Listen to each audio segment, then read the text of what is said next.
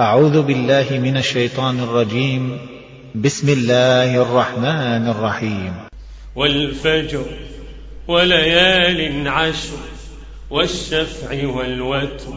والليل إذا يسر هل في ذلك قسم لذي حجر ألم تر كيف فعل ربك بعاد إرم ذات العماد التي لم يخلق مثلها في البلاد وثمود الذين جابوا الصخر بالواد وفرعون ذي الأوتاد الذين طغوا في البلاد فأكثروا فيها الفساد فصب عليهم ربك سوط عذاب إن ربك لبالمرصاد فأما الإنسان إذا ما ابتلاه ربه فأكرمه ونعمه فيقول ربي أكرمن وأما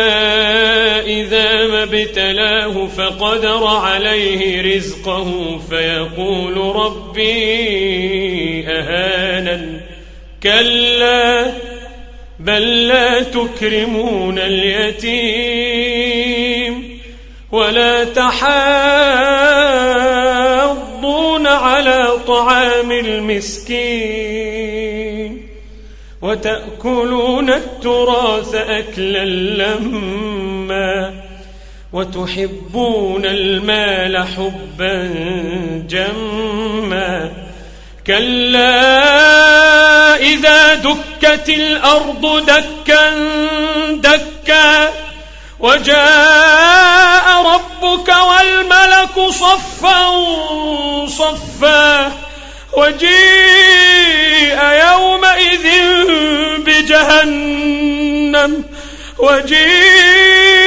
يومئذ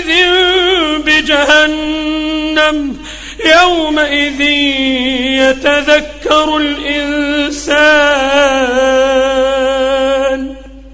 يومئذ يتذكر الإنسان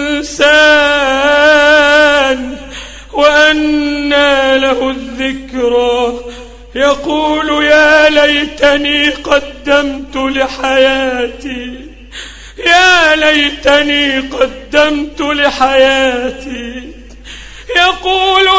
ليتني قدمت لحياتي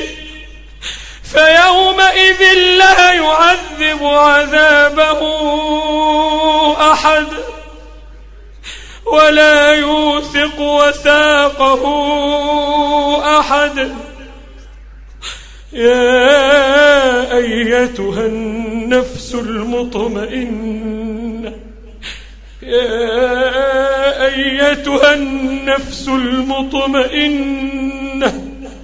ارجعي إلى ربك راضية مرضية يا أيتها النفس المطمئنة ارجعي إلى ربك راضية